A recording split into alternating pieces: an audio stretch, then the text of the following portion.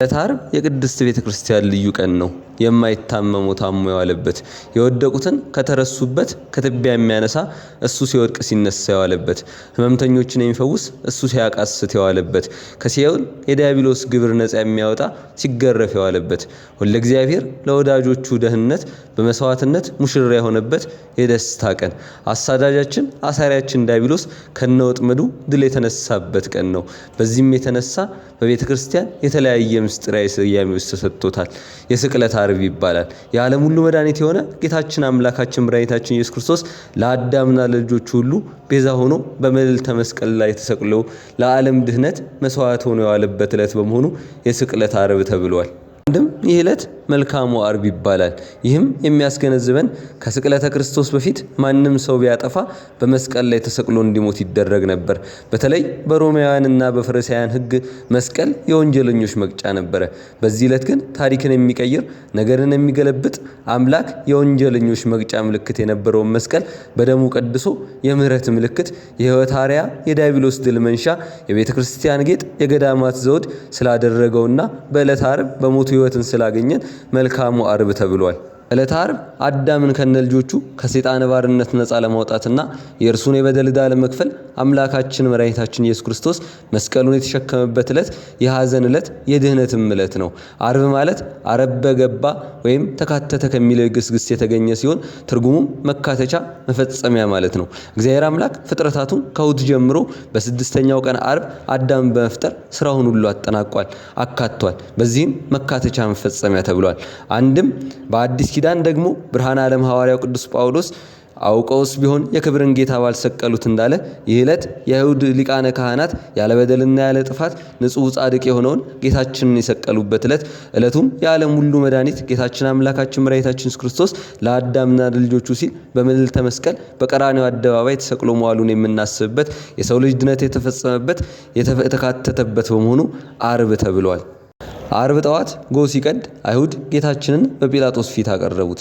ጲላጦስም ወደ እነርሱ ወጥቶ የዚህ ሰው በደሉ ምንድነው አላቸው። የካህናት አለቆችም ክፉ አድራጊ ባይሆን ወደ አንተ እናመጣዋለን፣ ራሱን ከእግዚአብሔር ጋር ያስተካክራል፣ ለቄሳር አልገዛም ይላል፣ የሰንበትን ቀን ይሽራል በማለት የተለያዩ ክሶችን አቀረቡለት። ጲላጦስም ወደ ውጭ አውጥቶ ይህን ሰው በምትከሱበት ምንም በደል አላገኘሁበትም፣ ነገር ግን በየዓመቱ በፋሲካ በዓል ከእስረኞች አንዱን እንድፈታላችሁ ልማድ አላችሁ፣ እንግዲህ የአይሁድን ንጉሥ ልፈታላችሁ ትወዳላችሁን አላቸው። እነርሱም በአንድ ድምፅ ከፍ አድርገው በርባንን እንጂ ይህን አይደለም አሉ። በርባን ግን ወንበዴ ነበረ። አይሁድም ሕግ አለን፣ እንደ ሕጋችን ይሞት ዘንድ ይገባል፣ ራሱን የእግዚአብሔር ልጅ አድርጓልና አሉት። ጲላጦስም ሊያስተዋቸው እንዳልቻለ ባልየ ጊዜ አውጥቶ ገረፈው። ምክንያቱም በሀገራቸው ሕግ የሚሰቀል አይገረፍም፣ የሚገረፍም አይሰቀልም፣ ስለዚህ እንዳይሰቅሉት ራርተው ይለቁታል ብሎ ነበረ።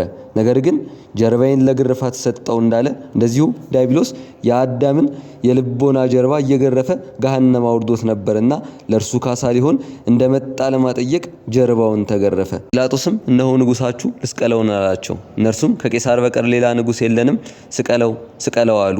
ዳግመኛ አይሁድ በሕዝቡ መሃል እየተሾለኮለኩ በርባንን ፍታልን፣ ክርስቶስን ስቀልልን በሉ እያሉ ሕዝቡን አሳመጹ።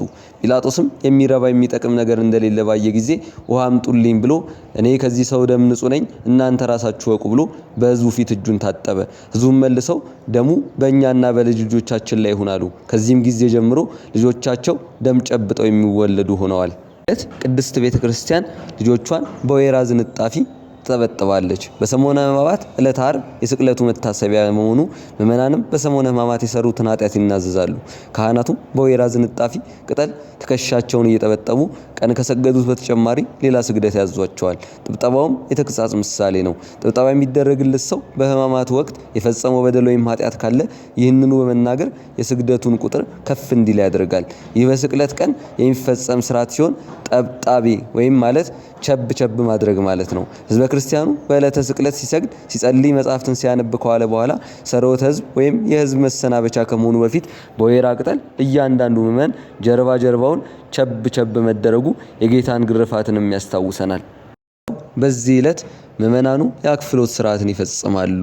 ብዙ ምዕመናን ከአርብ ጀምሮ የሚያከፍሉ ሲሆኑ አንዳንዶች ግን ከሐሙስ ጀምሮ ያከፍላሉ። ይህም እመቤታችን ያዕቆብና ዮሐንስ የጌታን ትንሣኤ ሳናይ እህል ውሃ አንቀምስም ብለው እስከ ትንሣኤ መቆየታቸውን ተከትሎ የመጣ ትውፊት ነው። ጌታችን በመስቀል ላይ ሳለ 7 ቃላቶችን ተናግሯል። ቅድስት ቤተ ክርስቲያንም እነዚህን ቃላት የመስቀል ላይ ጩኸቶች ብላ ታስባቸዋለች። 9 ሰዓት በሆነ ጊዜ ጌታችን ኢየሱስ ክርስቶስ ኤሎሄ ኤሎሄ ላማ ሰበቅታኒ አምላኬ አምላኬ ለምን ተውከኝ ብሎ በታላቅ ቃል ተናገረ። በዚያም ቆመው የነበሩ ኤልያስን ይጠራል እያሉ ያወሩበት ነበር። አምላኬ አምላኬ ለምን ተውከኝ የሚለውን ድምጽ የሰሙ በዚያ የነበሩ እገሌን ይጠራል ኤልያስን ይጠራል እያሉ እንዳሙትም የክደት ቃልም እንደተናገሩ ዛሬም ከይሁዳ ያልተሻሉ ነብይ ስለሆነ ነው ፈርቶ ነው ወደ አብ እየጸለየ ነው የሚሉ አሉና ይህም ለምን እንደተናገረ እንመለከታለን። የመጀመሪያው ለአቅርቦተ ሰይጣን ነው። ጌታችን አምላካችን በመስቀል ላይ ሳለ 7ቱን ድንቅ ተአምራት ሲያደርግ ዲያብሎስ አሰፍስፎ ይጠብቅ ነበርና ወደ ኋላ ሸሸ።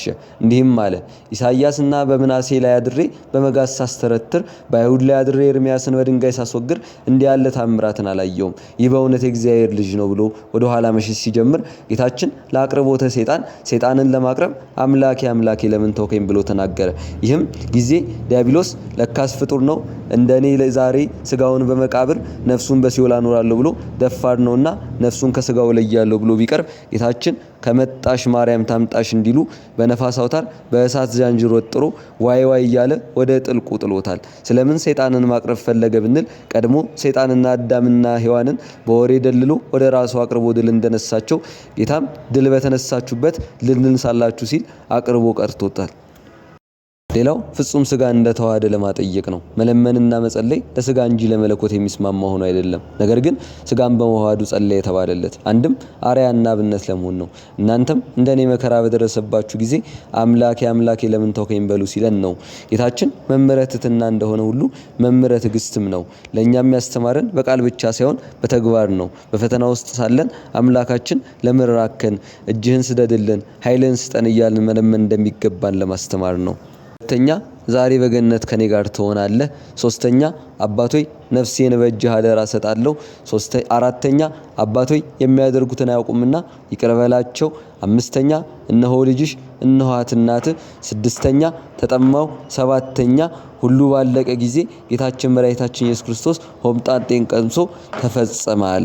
እንደ ቅድስት ቤተ ክርስቲያን አስተምሮ በጌታችን በመድኃኒታችን በኢየሱስ ክርስቶስ የስቅለት ጊዜ በሰማይና በምድር ላይ የተለያዩ ተአምራቶች ተደርገዋል። በሰማይ ፀሐይ ጨልማለች፣ ጨረቃ ደም ለብሳለች፣ ከዋክብት ረግፈዋል። በምድር ላይ የቤተ መቅደስ መጋረጃ ከሁለት ተቀዷል፣ አለቶች ተሰነጣጥቀዋል፣ መቃብሮች ተከፍተዋል፣ ሙታን ተነስተዋል።